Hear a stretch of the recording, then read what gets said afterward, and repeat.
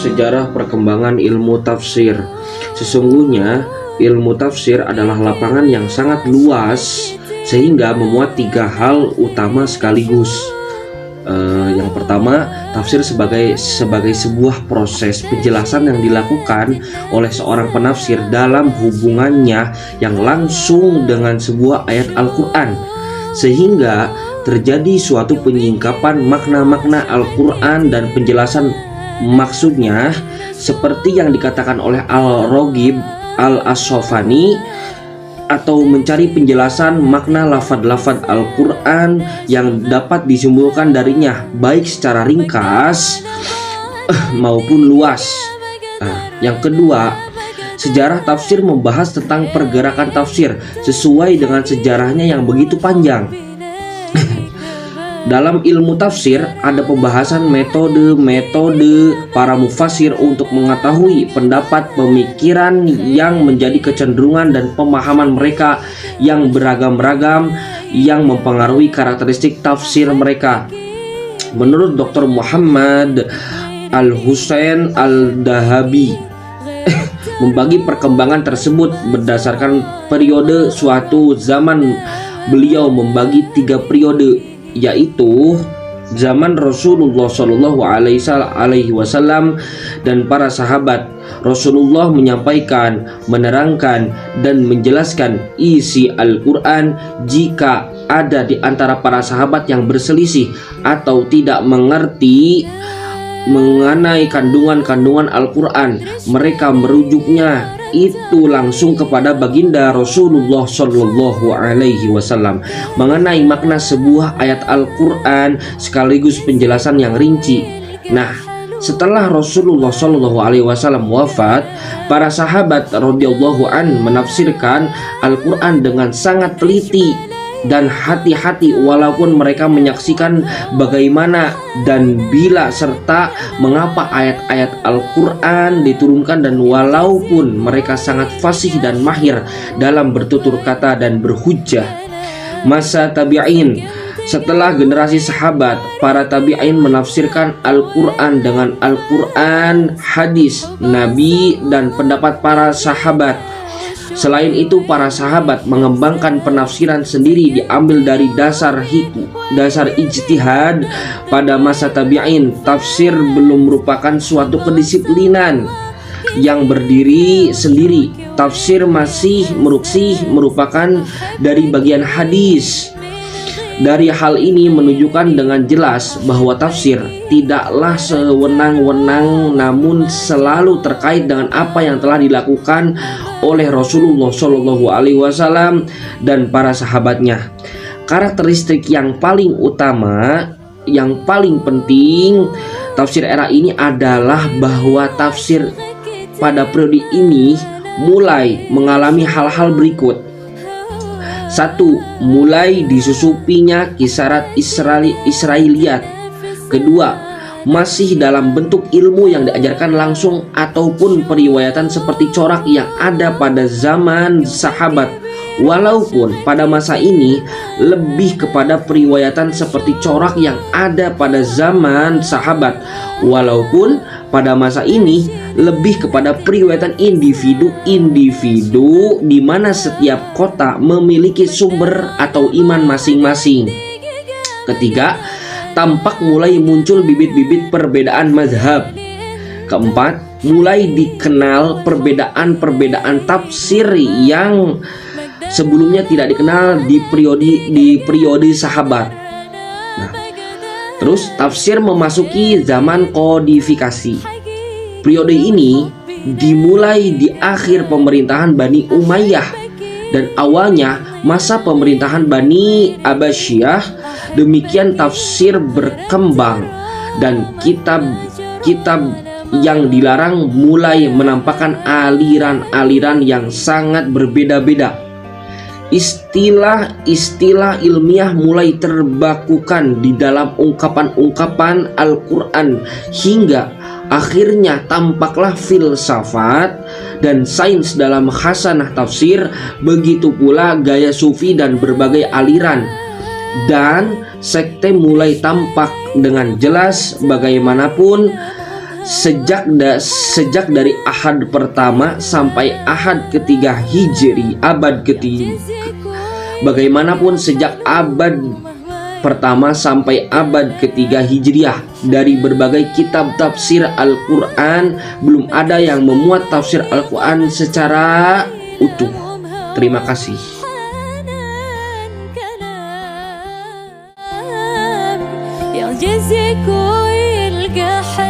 Assalamualaikum warahmatullahi wabarakatuh. Perkenalkan, nama saya Muhammad Arif Fadila. Nomor induk mahasiswa 12120200150. Di sini saya akan mencoba menerangkan mengenai metode tafsir Al-Quran. Metode ialah cara, langkah, prosedur, dan jalan untuk mencapai suatu maksud dengan tujuan untuk mempermudah dalam proses pencapaiannya. Sedangkan metodologi ialah ilmu-ilmu yang mempelajari tentang cara tersebut. Metode itu sendiri dapat dilakukan dalam berbagai bidang, baik itu yang berkaitan dengan suatu permasalahan, pemikiran, ilmu, dan bahkan kegiatan-kegiatan yang berkaitan dengan fisik tak luput dari yang namanya metode. Dalam penafsiran Al-Quran, metode diartikan sebagai cara atau kaidah yang dipakai dalam menafsirkan suatu ayat. Sedangkan metodologi ialah ilmu-ilmu yang mempelajari tentang cara-cara atau kaidah untuk menafsirkan ayat tersebut. Seiring dengan berkembangnya zaman serta masyarakat yang cenderung lebih mudah untuk menerima sesuatu yang baru dari perkembangan zaman tersebut, baik itu berupa budaya, bahasa, dan lain sebagainya, sehingga menjadikan faktor perubahan sosial yang sangat pesat. Di samping itu, lahirlah permasalahan-permasalahan baru yang dihadapi umat. Maka untuk menyelesaikan permasalahan tersebut, kita harus berpegang teguh kepada Al-Quran dan As-Sunnah, sehingga menjadi suatu kewajiban dan kebutuhan bagi umat muslim untuk memahami isi kandungan ayat-ayat pada Al-Quran. Para ulama ahli tafsir menawarkan berbagai metode-metode penafsiran Al-Quran yang disesuaikan dengan realitas kehidupan di masyarakat. Adapun metode-metode tafsir secara umum dilakukan dengan 4 cara. Yang pertama metode ijmali, yang kedua metode tahlili, yang ketiga metode muqarrin, yang keempat metode maudu'i. Yang pertama metode ijmali. Metode ijmali merupakan metode yang pertama kali muncul dalam sejarah pengkajian Al-Quran. Orang yang mempelopori menggunakan metode ini ialah Jalaluddin Asyuyuti, atau yang lebih kita kenal sebagai Imam Asyuyuti. Beliau menggunakan metode tersebut dalam penafsirannya dalam kitab Al-Jalalain. Metode tafsir ijmali yaitu menerangkan dan menjelaskan ayat-ayat Al-Quran secara ringkas, tapi dengan menggunakan bahasa yang masyhur, enak untuk dibaca dan mudah untuk dipahami. Adapun cara penulisan metode ini yaitu berurutan sesuai dengan susunan ayat antar ayat dalam mushaf, tanpa berbelit-belit, sehingga metode ini bersifat praktis dan mudah untuk dipahami. Yang kedua ialah metode tahlili. Metode ini dapat juga disebut metode analitis, ialah menafsirkan ayat-ayat Al-Quran dengan menguraikan aspek-aspek yang terkandung dalam ayat yang akan ditafsirkan, seperti asbabun nuzulnya, hubungan ayat dengan ayat, hubungan surat dengan surat, serta kandungan lafaz-lafaznya ataupun hadis-hadis yang berkaitan dengan ayat tersebut, sehingga mufasir dapat menerangkan makna-makna yang terkandung dalam aspek tersebut sesuai dengan kemampuan dan keilmuan yang dimiliki masing-masing mufasir. Baik, untuk metode yang ketiga yaitu metode muqarrin. Metode ini yaitu menafsirkan ayat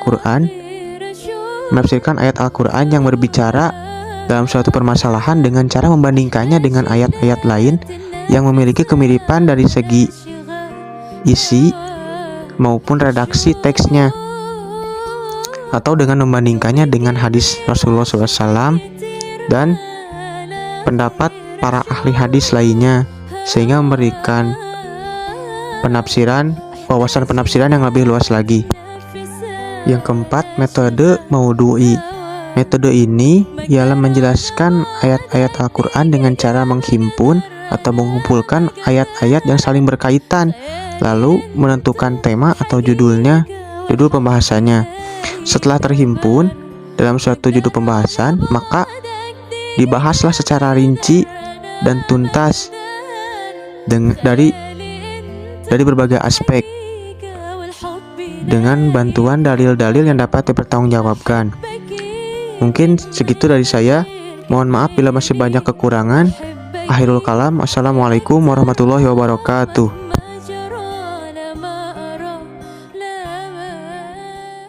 Adapun pendekatan dan corak tafsir. Yang pertama, pendekatan atau corak bahasa. Nah, menurut Quraisy Shihab, akibat banyaknya orang-orang non-Arab yang memeluk agama Islam serta akibat kelemahan-kelemahan dalam Arab mereka sendiri atau dalam bidang sastranya, sehingga dirasakan kebutuhan untuk menjelaskan kepada mereka tentang keistimewaan dan kedalaman kandungan ayat Al-Quran tersebut. Yang kedua, pendekatan atau corak fikih dan hukum. Hal tersebut didukung oleh pemahaman bahasa Arab yang mereka miliki. Adapun yang sulit mereka pahami ditanyakan langsung kepada Rasulullah SAW. Nah, penafsiran Al-Quran dengan melalui pendekatan dan hukum pada masa awal turunnya Al-Quran sampai munculnya mazhab yang berbeda-beda. Para musafir ketika itu juga jauh dari sikap fanatik yang berlebihan atau adanya tujuan-tujuan tertentu dalam penafsiran Al-Quran. Yang ketiga, pendekatan atau corak historis. Seseorang yang ingin memahami Al-Quran secara benar, misalnya mereka bersangkutan dalam mempelajari sejarah turunnya Al-Quran yang disebut sebagai ilmu asbabun nuzul. Mungkin sekian dari saya. Wassalamualaikum warahmatullahi wabarakatuh. Saya akan menjelaskan corak tafsir dari sebuah ilmu tafsir. Nah, di dalam bahasa Indonesia, kosakata corak menunjukkan berbagai konotasi, antara lain bunga, gambar-gambar, dan kain, anyaman, dan sebagainya. Itu di dalam konteks kosakata di dalam bahasa Indonesia. Dan kalau menurut imam atau menurut ulama, menurut Nasruddin Baidan, corak tafsir adalah suatu warna, arah, atau kecenderungan, pemikiran atau ide tertentu yang mendomisikan sebuah karya tafsir. Dari sini disimpulkan bahwa corak tafsir adalah ragam jenis dan kekasan suatu tafsir. Nah, kalau dalam arti yang lebih luas adalah nuansa atau sifat khusus yang mewarnai sebuah penafsiran dan merupakan salah satu bentuk ekspresi intelektual seorang mufassir ketika menjelaskan maksud-maksud dari Al-Quran. Para ulama tafsir mengklasifikasikan beberapa corak penafsiran Al-Quran antara lain. Yang pertama yaitu adalah corak sufi. Jadi corak sufi adalah penafsiran yang dilakukan oleh para sufi. Pada umumnya diungkapkan dengan bahasa mistik. Jadi orang-orang sufi itu mengungkapkan ilmu tafsir dengan bahasa mistik. Nah, yang kedua yaitu ada corak falsafi. Jadi corak falsafi adalah penafsiran ayat-ayat Al-Quran dengan menggunakan teori-teori filsafat. Jadi kalau misalnya corak tafsir yang menggunakan teori-teori filsafat itu namanya corak falsafi. Dan yang ketiga adalah corak fikih atau hukum. Nah, Akibat perkembangannya ilmu fikih dan terbentuknya mazhab-mazhab fikih, yang setiap golongan berusaha membuktikan kebenaran pendapatnya berdasarkan penafsiran mereka terhadap ayat-ayat hukum. Tuh, jadi banyak ilmu atau mazhab-mazhab fikih. Jadi berdasarkan penafsiran mereka terhadap ayat-ayat hukum. Itu namanya corak fikih dan yang keempat adalah corak sastra. Nah, jadi corak sastra adalah tafsir yang di dalamnya menggunakan kaidah-kaidah linguistik, ya. Jadi atau linguistik itu ya bisa diartikan apa ya? Ya mungkin kalian pada tahu. Itu namanya corak sastra. Dan yang kelima adalah corak ilmi. Tafsir yang lebih menekankan pembahasannya dengan pendekatan ilmu-ilmu, pengetahuan umum dari temuan-temuan ilmiah yang didasarkan pada Al-Quran. Itu corak ilmi. Dan yang terakhir adalah corak al-adab al-ijtima. Jadi tafsir yang menemukan pembahasannya pada masalah-masalah sosial kemasyarakatan. Ya, jadi corak adalah contoh-contoh atau antara lain dari corak-corak yang diklasifikasikan oleh para ulama tafsir.